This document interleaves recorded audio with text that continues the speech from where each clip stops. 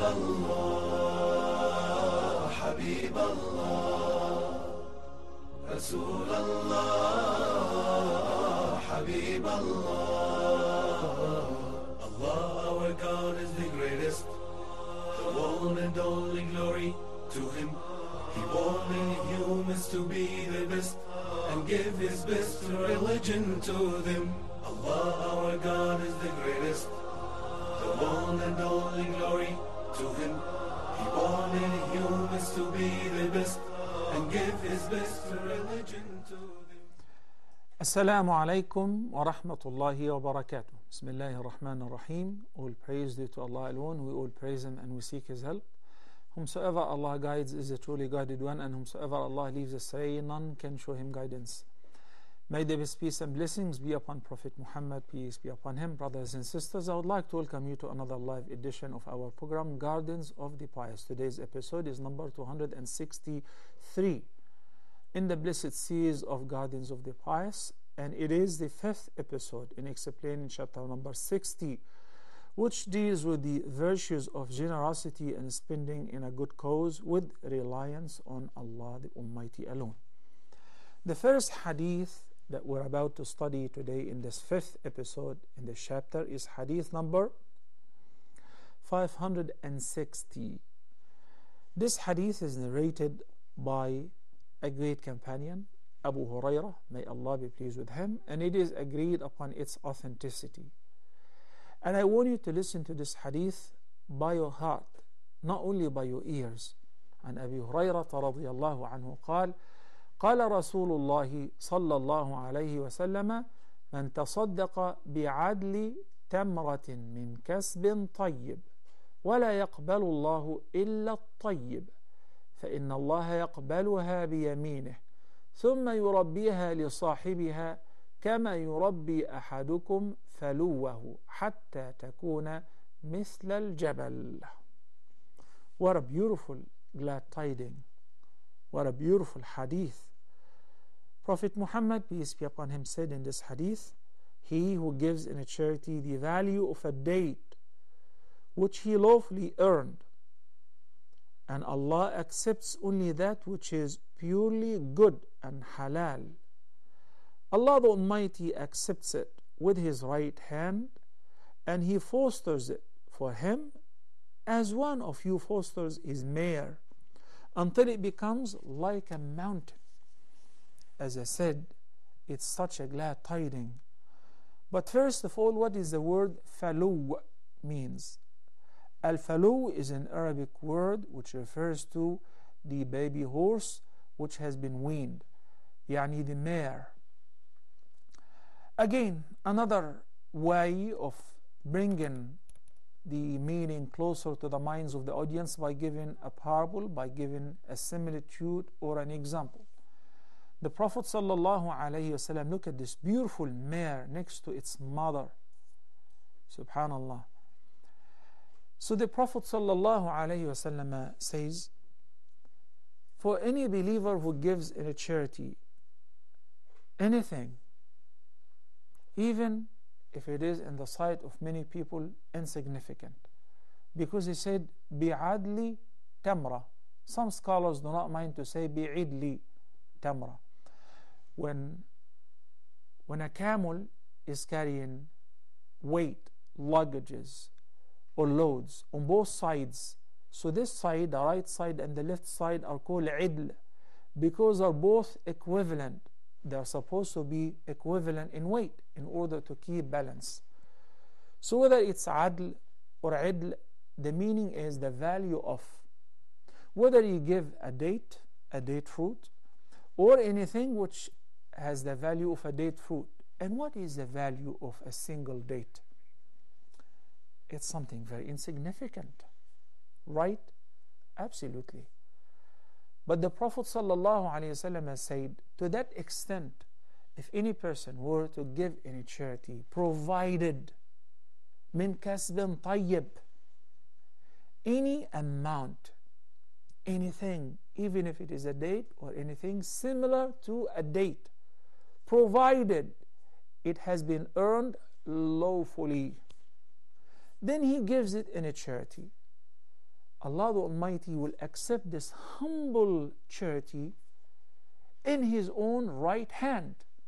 So according to the hadith, which is collected by both Imam Bukhari and Muslim, may Allah have mercy on them, the Prophet ﷺ stated that Allah has a hand and He has a right hand, and we must believe in what the Prophet ﷺ affirmed to Allah and what Allah the Almighty have affirmed for Himself. Yadullahi fawqa aydihim. In the Quran, Allah spoke about His hand. That's it, we stop at that. We are not allowed to go any further. We're not allowed to imagine how would His hand look like and how many fingers in each hand, how tall, how big, how huge. None of that we're allowed to think about it. Why not? Because in Surah Ash-Shura, in ayah number 11, Allah the Almighty closed the chapter. So when He says, كُلُّ شَيْءٍ هَالِكٌ إِلَّا وَجْهَهُ, everything will perish except for His face.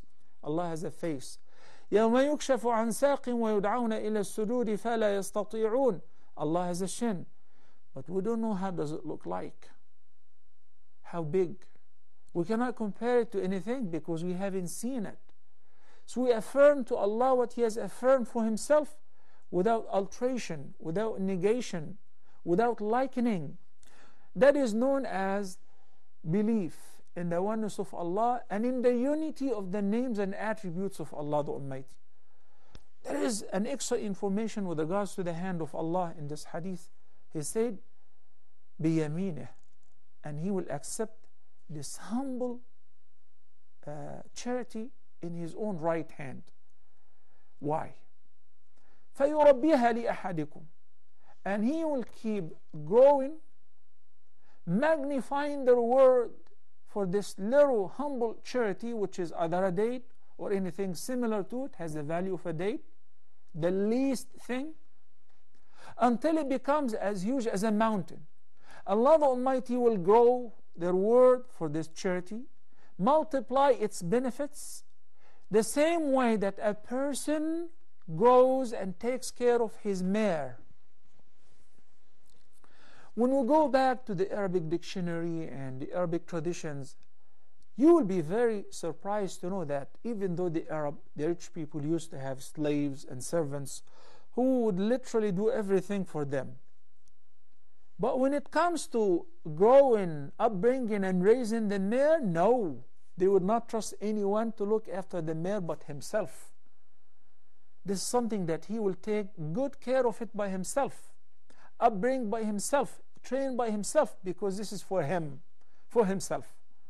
So that's why the Prophet ﷺ chose an example which they can relate to, something that they are aware of. So when he says al-falu, everybody knows what is falu. It is a baby horse once it has been weaned, and everyone is very keen to look after his falu, his mare. He doesn't trust anyone to look after that mare but himself. So he says the same way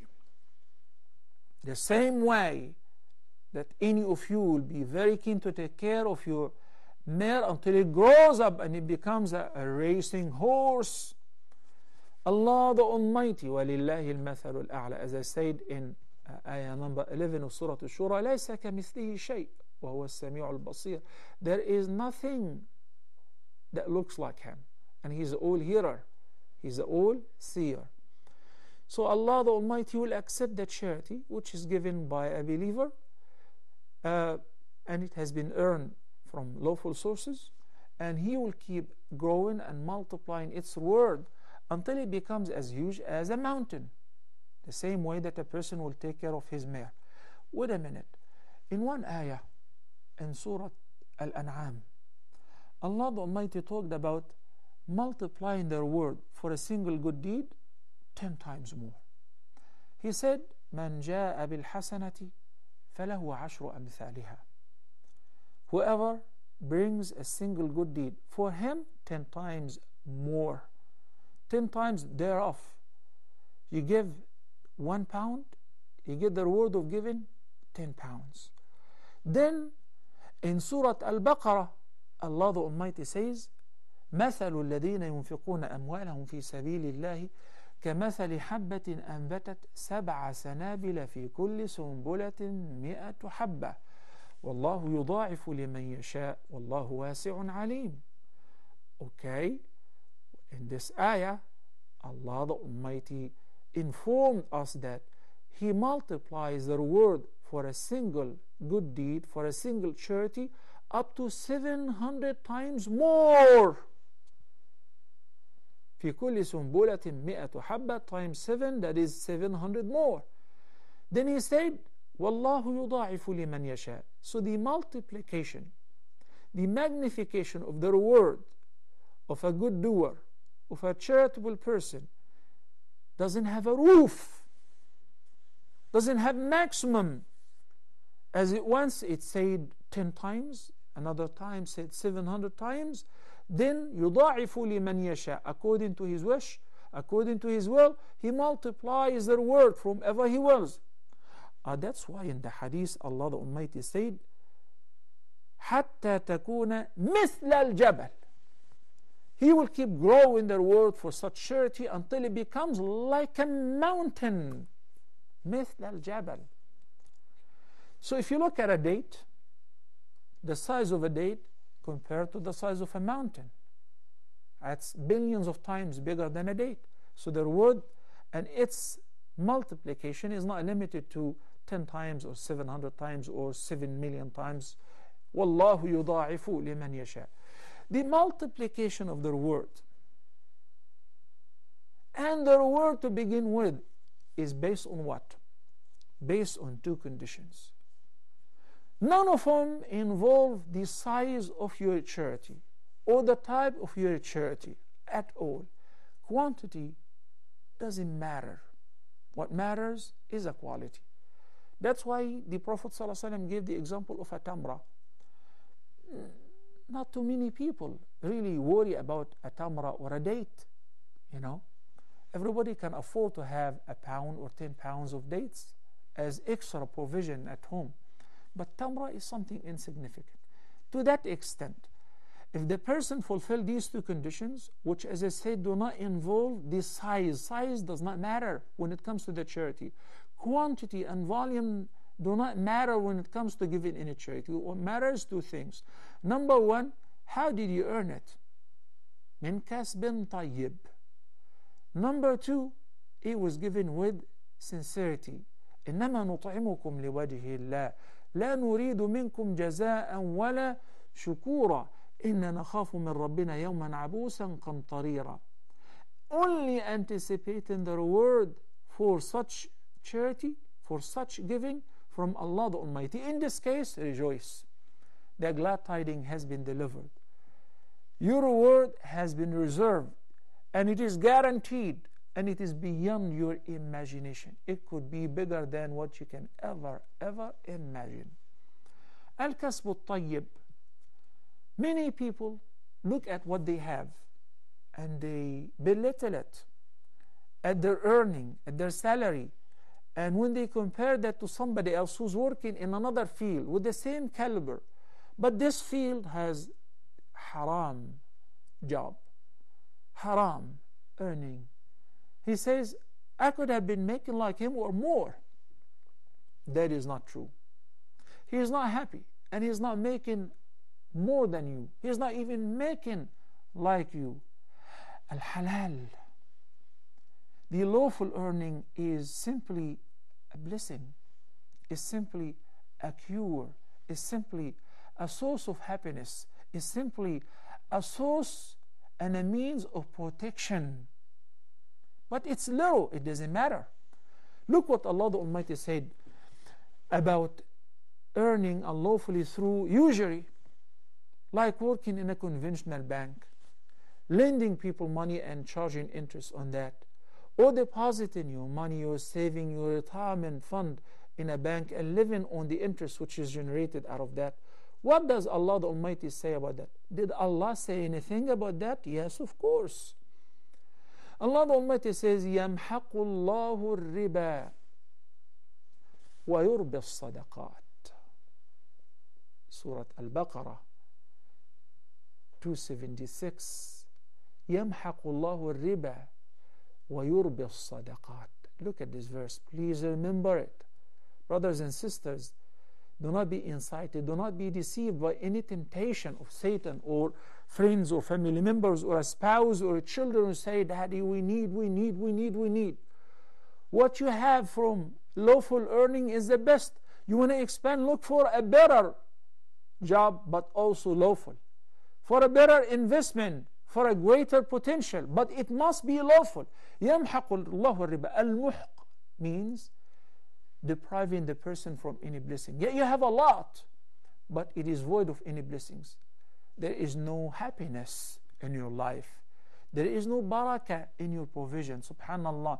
Maybe you're making a salary of 20 grand, but close to the end of the month you don't have any. While somebody else who's working on only 2,000, but from halal, and he's living happily and he's saving. Every once in a while, one of your kids is going to the hospital, or your wife, or your mother, or the power blows up, or your car breaks down, or things after things. Why? These are all afflictions, and maybe they are good to remind you to straighten up and get back on the straight path. You're making a lot, but you're not benefiting out of that. يَمْحَقُ اللَّهُ الرِّبَا وَيُرْبِي الصَّدَقَاتِ. This is just an example. And in the hadith which explains this ayah, الرِّبَا وَإِنْ كَثُرْ فَعَاقِبَتُهُ إِلَى قُلْ. In this hadith, Prophet Muhammad sallallahu alaihi wasallam said, the interest and the profit which is generated out of usury, out of dealing with usury, lending, borrowing, being an accountant to facilitate this process, or a banker, any earning as a result of that, it may look a lot, but in reality it's little. عاقبته إلى قل. By the end you will find yourself running in minus. It's actually a loss, not a profit. A loss, not gaining. This is what Allah the Almighty said in the Quran, 276, Surah Al-Baqarah, and also in the sound hadith as I mentioned earlier. In another sound hadith, the Prophet sallallahu alaihi wasallam said, "Inna Allah ta'ala tayyibun la yaqbalu illa tayyiba."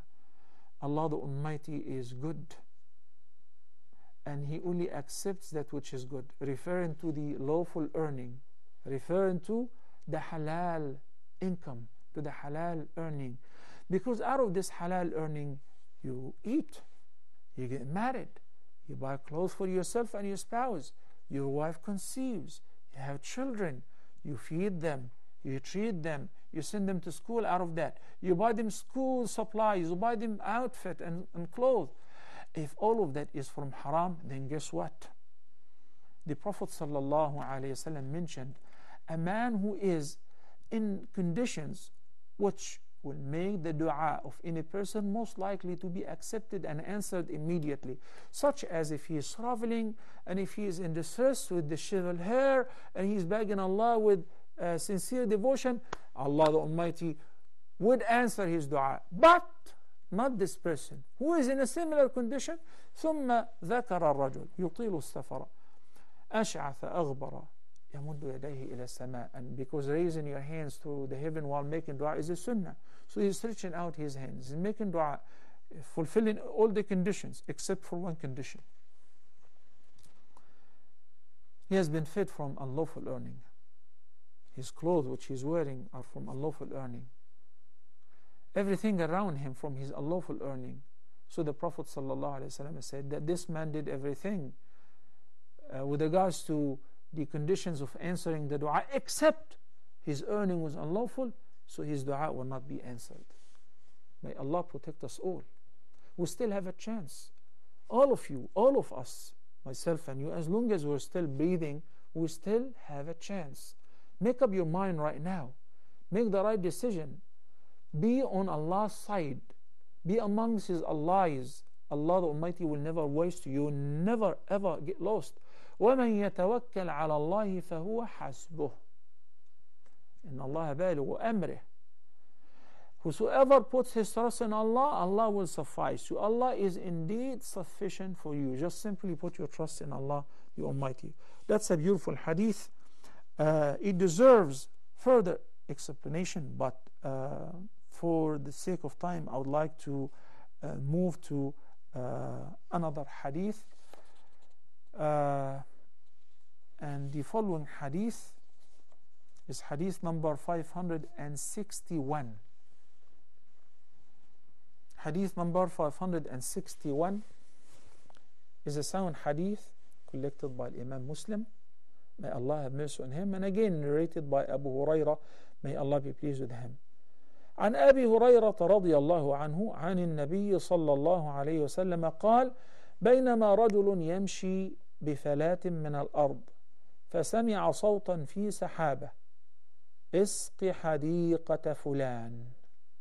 فتنحى ذلك السحاب فأفرغ ماءه في حرة، فإذا شرجة من تلك الشراج قد استوعبت ذلك الماء كله، فتتبع الماء فإذا رجل قائم في حديقته يحول الماء بمسحاته، فقال له: يا عبد الله، ما اسمك؟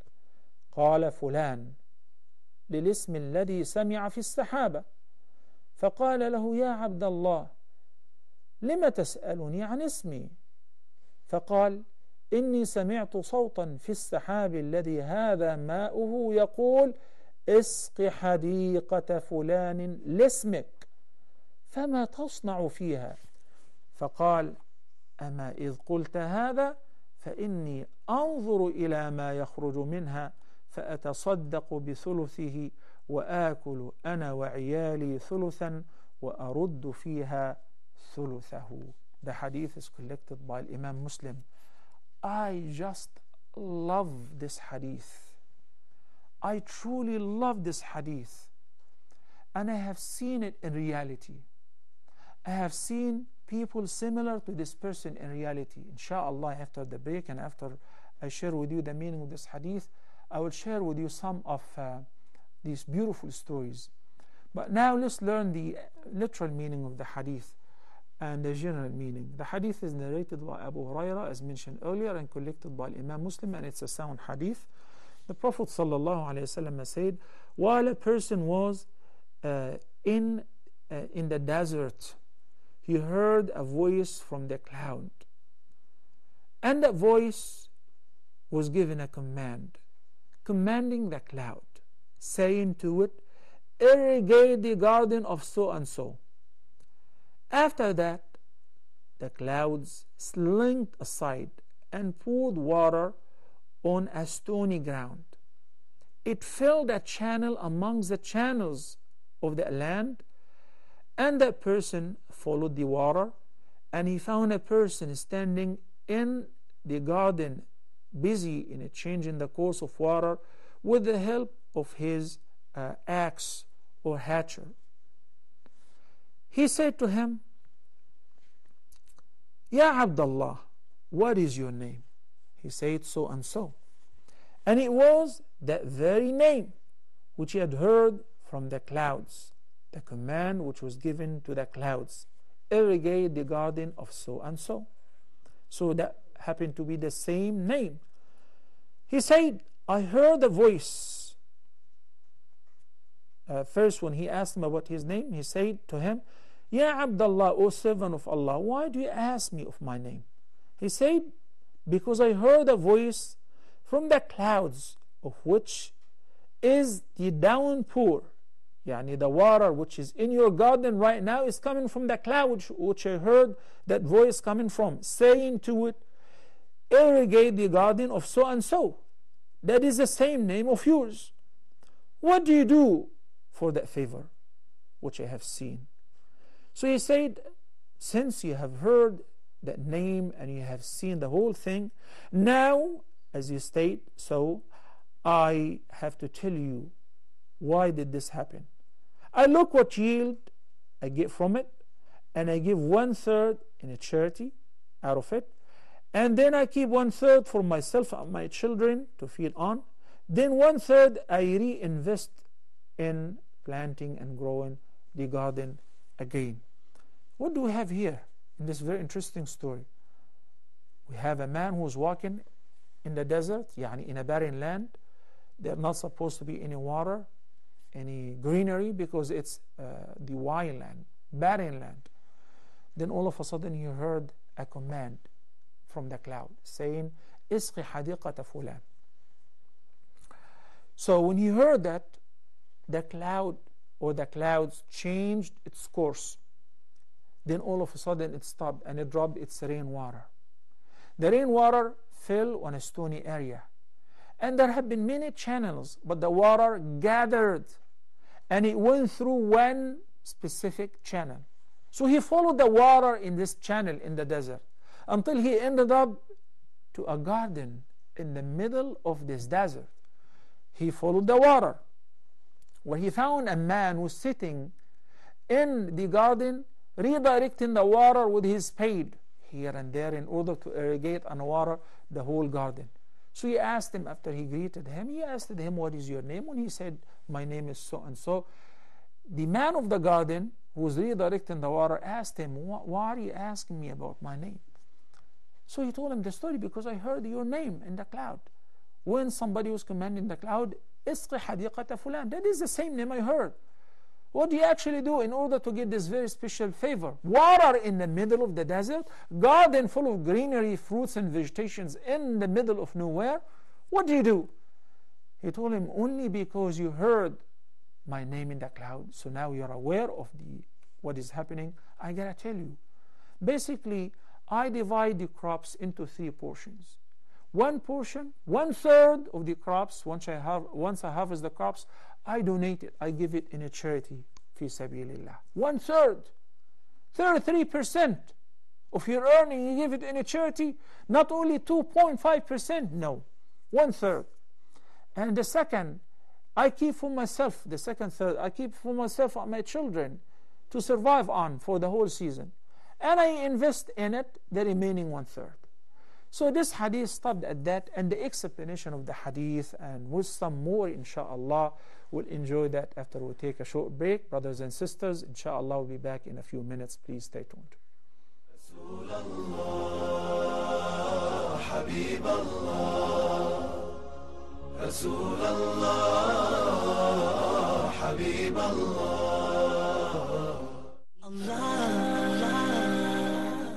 Assalamu alaikum wa rahmatullahi wa barakatuh, and welcome to another episode of Let's Talk. I could agree that institutional racism does exist, and to be precise, we should define institutional racism, and that is hidden or non-apparent racism within an organization or an institution. I have witnessed it, me being half Saudi. My last name is Arab. So when I moved to the States back in 2002, after the incidents of 9/11, I did face some racism.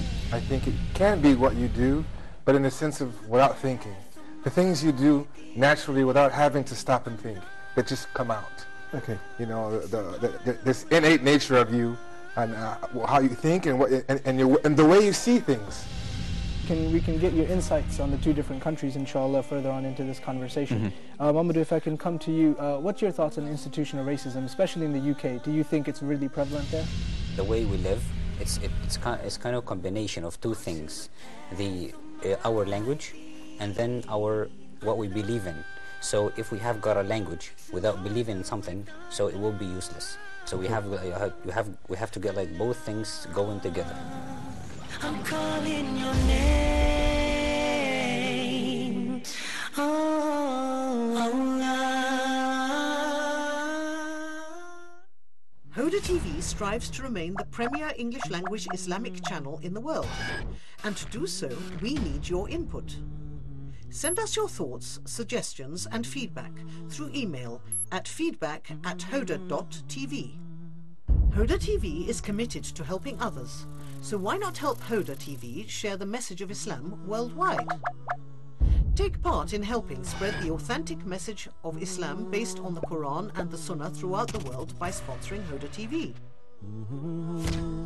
Don't miss this unique opportunity. See how God wafts the clouds.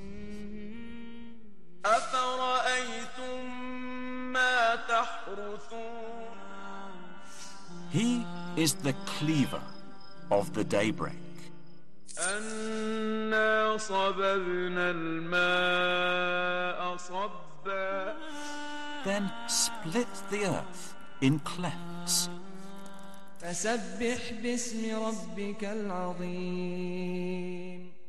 Is indeed a sign for people who reflect. Reflections. إن في خلق السماوات والأرض واختلاف الليل والنهار والفلك التي تجري في البحر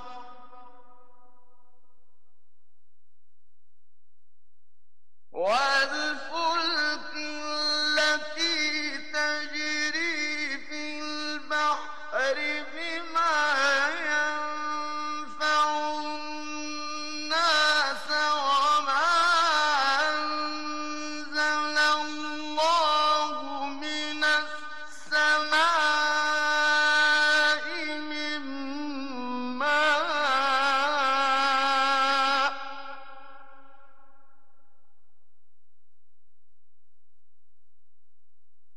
وما أنزل الله من السماء من ماء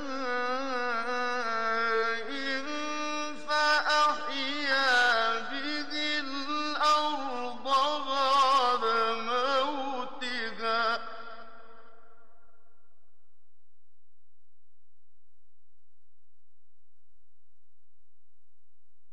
فأحيا به الأرض بعد موتها وبث فيها من كل دابة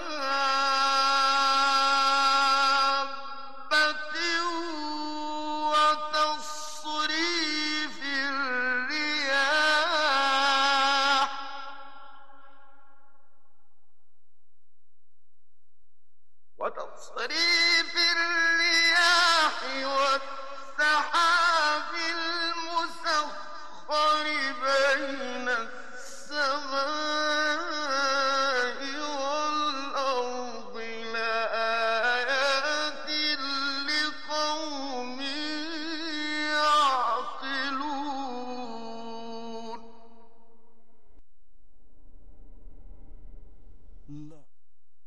رسول الله حبيب الله رسول الله حبيب الله.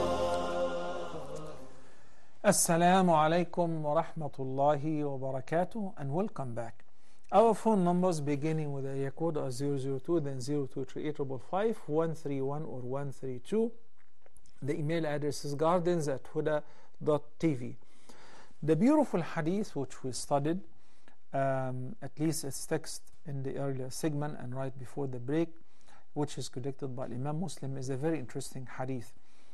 It is intending to encourage people to trust Allah the Almighty, to be more confident with what Allah has than what they have in their own hands. And this is a very high level of tawakkul, because normally average human beings, and even average Muslims, they feel comfy when they have, and they panic when they don't have. But the true believer believes and understands that the source of the provision is Allah, and He is the only provider. So whether I have in my hand right now or I don't, my provision will not be wasted. And I'm not going to die without getting my full provision, which has been destined for me and preordained for me. This level of confidence treats a person from all the psychological diseases and psychological pressure, the pressure of life. We need this, we need that, and what if this happens, what is going to happen, and so on. They worry about tomorrow, and that's why many people, as they keep thinking about that, they end up unfortunately taking their own lives. So the Prophet ﷺ shared with us this hadith, and it is a real story. If it happens nowadays, why is it so hard for people to imagine that it happened in the past? It happened that, yes, in the middle of nowhere, in the middle of the desert, Allah the Almighty ordered the cloud to irrigate the garden of so and so. And where is the garden? In the middle of this wilderness, in the middle of this barren land. Why? Because this person have made a deal with Allah. Didn't Allah the Almighty say in Surah Al-Baqarah, مَنْ ذَا الَّذِي يُقْرِضُ اللَّهَ قَرْضًا حَسَنًا فَيُضَاعِفَهُ لَهُ أَضْعَافًا كَثِيرًا? I believe it is 245. Who is he who is willing to give to Allah a goodly loan? A goodly loan here, يعني to do an investment with Allah. Whenever you give the poor, whenever you give the needy ones, you're doing a business with Allah the Almighty. In return, what will I get? فَيُضَاعِفَهُ لَهُ أَضْعَافًا كَثِيرًا. Allah will multiply the reward for him many, many folds. And it is Allah who يَقْبِضُ وَيَبْسُطُ. He restrains and restricts the provision, and He expands it to whomever He wills. And unto Him you all shall return. So once I happened to meet with a person whom I know that everybody says that this person is a billionaire, mashallah, and he's a very successful businessman. He's very wealthy, and he's a righteous person. So once I went to visit him since he was being treated in the UK. And I had a chat with him. Yes, I had a chat with him because he started talking about how he started from the scratch, and he owned nothing, literally. He started from the scratch. But mashallah, in a couple of decades, he became a billionaire, very wealthy. Allah knows how rich is he. So I asked him, in the business that you are in, the business went through depression and several calamities that actually forced many people like you to go out of business and bankrupt. Some people die as a result of that because of regret, because of the trauma. They lost everything, and now they owe the banks, they owe people, and they will be thrown in prison. You know, in some countries, in the United States, for instance, no matter how much you owe, once you file for bankruptcy, that's it, you're off the hook. But this is not in Islam. If you take a loan, it is your responsibility to pay it off. And if you cannot pay it off, the community, your family members first of all, the community through the zakah must assist you to pay it off, because this money belongs to others. And it's a big sin, it won't be forgiven simply like that. So this person answered me saying, when I asked him that how come you survived all these calamities, especially a few years ago there was a big depression and it really made a lot of people go out of business. So he shared with me that when he started the business, he decided to give 10% of his profit fi sabilillah, and 10% is a lot. Not too many people actually would dare to do that. Not too many people would have the guts to give 10% of their salary for the sake of Allah in a charity. They can do that to be members of the country club maybe, or elite clubs, but for the sake of Allah to the poor, there is a great deal of resentment within oneself against taking that much of your own earning to give it away to people. That is besides the zakah which is due annually. So every time he makes a business deal, it earns $1 million, he gives 100,000 in a charity. Then by the end of the lunar year, he calculates his zakah and he pays off his zakah. So the 10% besides his zakah. He said, I was very proud of myself, my business was doing very good, until I met another person who was a successful businessman, and I was trying to encourage him to give in a charity. So he shocked me when he said that as for myself, I give 1/3 of my earning fi sabilillah. So he said, I was embarrassed and I felt very low. So subhanallah, he didn't tell me that, but I concluded that. I predicted that, as the hadith is very clear in explaining the reason. Allah the Almighty protected this person, protected his business, protected his children. He made them righteous. He made them loved by all people. Whenever you meet anyone, they talk about this person good. He is not a president. He is not a politician. He's never been a mayor or an official. He is a businessman, a pure businessman. And he's not a religious leader. He's not a speaker. He's not a da'iyah. But everyone, Allah makes it easy for some people to enter Al-Jannah through the door of giving in a charity. And He makes it easy to some people to enter Al-Jannah through the door of seeking knowledge and passing on this knowledge to others, the door of da'wah. Others don't have this nor that, but they are devout worshippers, so they night prayer, they fasting, whatever. So his door was earning, and all this earning would not blind them. And he managed by the leave of Allah to make his sons on the same page, his children on the same page, to make them giving. And every step that he will take, he will gather them and teach them. Why is he doing that?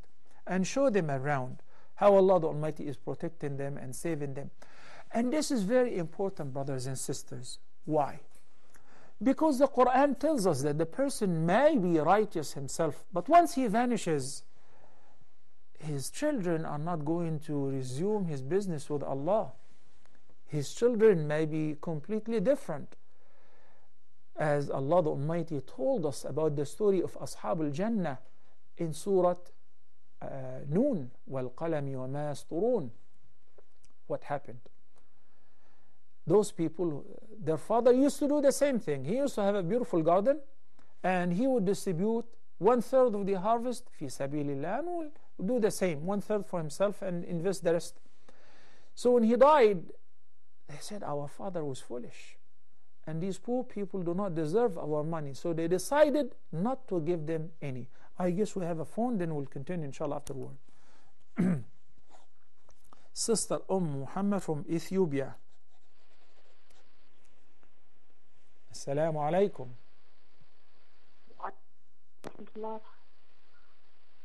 Go ahead, Sister Muhammad. Yes, Sheikh, I have two questions. Please.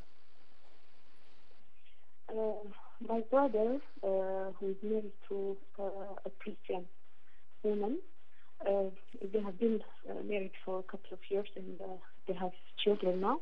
Mm-hmm. And they are not, both of them, they are not practicing their religions. Mm. But now he's a practicing Muslim, and currently she wanted to practice her religion, and she's confused what to do and what is the ruling in Sharia. Mm-hmm. Wants to know this question. What is her faith? And no, he is Muslim. She recently he started to practice, and she's strong, and she keeps that, and she wanted to practice her religion as well. She's a Christian. So she's Christian? Yes, yes. Okay. Now that they have kids, he wants to know what to do, and he wants to know the Sharia rules regarding that. Okay. And the second, my second question is, Sheikh, is it halal to eat Christians' food?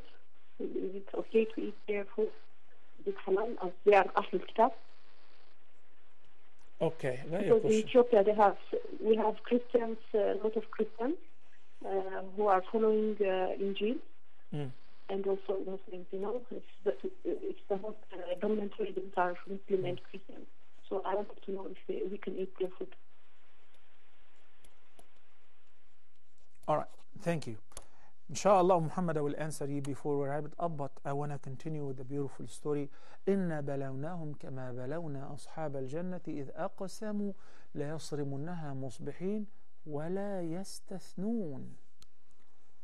The sons of this generous, righteous man, after he passed away, they changed his routine. They said, we're not going to do like him. Our father was a kind man. He was naive. We're not going to do like him. أقسموا, they swore to Allah. They said, Wallahi, we will never give the poor any of the harvest.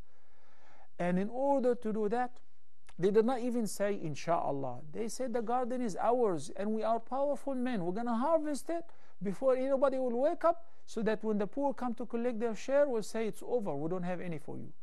فطاف عليها طائف من ربك وهم نائمون. When they were asleep, Allah the Almighty sent a calamity, a catastrophe that destroyed and burned the whole garden. فأصبحت كالصريم. To the point that when they reached it, فلما رأوها, ayah number 26, قالوا إنا لضالون بل نحن محرومون. They took all precautions. They walked secretly in the dark before the dawn, and when they reached there, and look what the Quran says, وَغَدَوْا عَلَى حَرْدٍ قَادِرِينَ, they were very much capable to execute their evil intention. But when they reached to the garden, they said, oh, have we missed? Did we come to the wrong place? إِنَّا لَضَالُّونَ. So they replied to each other, said, no, we did not come to the wrong place. This is the right place, but بَلْ نَحْنُ مَحْرُومُونَ. We're deprived. Allah deprived us from the harvest of the garden because of our evil intention. So it is very important not to be righteous for yourself and within yourself and to yourself, but to try to inspire your children to do the same. How? After this call, inshallah. Assalamu alaikum. Sister Uthman from Sudan. Ya, assalamu alaikum, Sheikh. Wa alaikum assalam wa rahmatullahi wa barakatuh.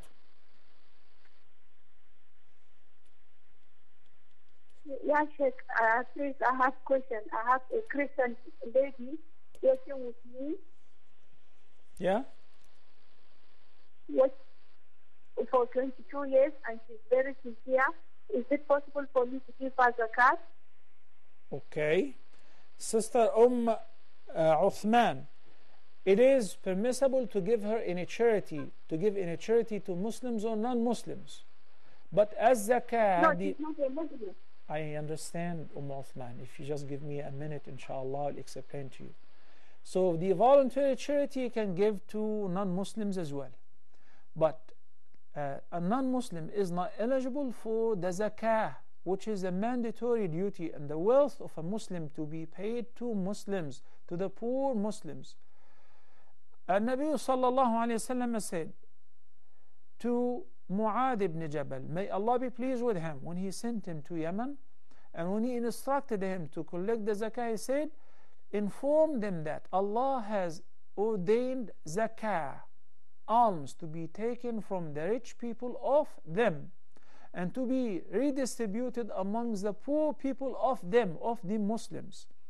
So if you want to give her from your voluntary charity, yes, you will be rewarded for that, no doubt. Can you give sadaqah to a non-Muslim? Yes, you can. Will you be rewarded for that? Yes, you will be rewarded. But can you, provided you fulfill the rest of the conditions, but can you give a non-Muslim from the zakah? No. Jazakumullahu khair. How to inspire our children to be like us? Maybe you are not practicing, but when you experience this kind of relationship with Allah the Almighty, and Allah blessed you, so you started becoming more generous. The more you give, the more Allah will give you. So you have reached to the level where you actually give 1/3 of your earning fi sabilillah. But who can afford to do that?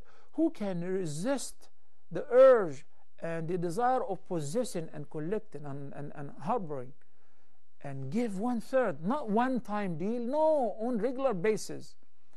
How can you inspire your children to be generous? How can you inspire them to be righteous? How can you inspire them to be to put their trust in Allah the Almighty as you become? Alhamdulillah. Because as we said, there are a lot of people who go for da'wah and their children do not even pray. There are a lot of people, may Allah protect us, who give khutbah and their wives go out not wearing hijab, wearing full makeup, revealing clothes. Their daughters likewise. It's a calamity. It's very, very problematic. So Allah the Almighty ordered the Prophet sallallahu alaihi wasallam, he said, وَأَنذِرْ عَشِيرَتَكَ الْأَقْرَبِينَ. Number one, begin with your close family members. قُوْ أَنفُسَكُمْ وَأَهْلِيكُمْ نَارًا وَقُودُهَا النَّاسُ وَالْحِجَارَةُ. And number 6 of Surah At-Tahrim. You protect yourself and your family members.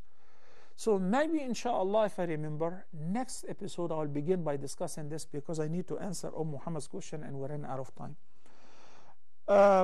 Her brother, who is not practicing, he's married to a Christian woman and now he started practicing. His wife wants to practice her religion. What should do? Let her practice her religion. But when it comes to the children, Allah the Almighty allowed Muslim men to marry Ahlul Kitab women. Why? Because they have the upper hand, they have the say. The children would follow the faith of the father. وَالْمُحْصَنَاتُ مِنَ الْمُؤْمِنَاتِ وَالْمُحْصَنَاتُ مِنَ الَّذِينَ أُوتُوا الْكِتَابَ مِنْ قَبْلِكُم. This is what the ayah of Surah Al-Ma'idah says, number 5. So if she is a chaste woman, she's Christian, she's Jewish, and you want to marry her, and she knows that you will be practicing your religion, you will be fasting in Ramadan, you will not be drinking, you will not be eating pork, and inshallah when we have children, they will practice Islam and they are Muslims, you agree to that, and in writing, and you register that, and you have a lawyer do it for you, especially if you live in the West. This is very important, especially put the condition in case of separation. What will be the fate of the children? What will they practice? What should be their religion? And so on. This is very important. So if this is the case and she wants to practice her religion, let her practice her religion. لا إكراه في الدين. You do not force anyone to believe in what you believe in. It is not permissible. But your children will not be eating pork. As they grow up, they will not be tasting anything which is forbidden. They will not drink alcohol.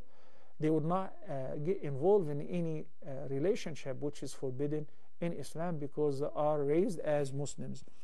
With regards to the food of the Christians, as you said, the word food here, I believe you refers to the meat. And the same ayah, or in Surah Al-Ma'idah, Allah the Almighty says, وَطَعَامُ الَّذِينَ أُوتُوا الْكِتَابَ حِلٌّ لَكُمْ وَطَعَامُكُمْ حِلٌّ لَهُمْ. So if it is slaughtered by a practicing Christian, and they did not mention any name at the time of slaughter, and they actually slaughtered at Tazkiyah, then you can eat from this meat. If this is the law of the slaughterhouse, okay? But if they mention any other name other than the name of Allah, like if anybody says in the name of Jesus, or in the name of Muhammad, or in the name of Ali, I'm not going to eat from the zabiha. Allah the Almighty said, وَلَا تَأْكُلُوا مِمَّا لَمْ يُذْكَرِ اسْمُ اللَّهِ عَلَيْهِ. Do not eat from an animal which the name of Allah was not mentioned on it at the time of slaughter. Add to that, if it was not actually slaughtered through a tazkiyah, which is cut in the throat and leaking the blood from the jugular veins, then it was killed, it was suffocated, it was hit by a stun gun. Even if this process have taken place on the hands of a Muslim, that's called maita. It's dead, and we're not allowed to eat it, even if he says Bismillah 10 times. We ran out of time, and inshallah, until next time, I leave you all in the care of Allah. أقول قولي هذا وأستغفر الله لي ولكم وصلى الله على سيدنا محمد وعلى آله وصحبه وسلم والسلام عليكم ورحمة الله وبركاته. رسول الله حبيب الله Allah our God is the greatest, the one and only glory to Him.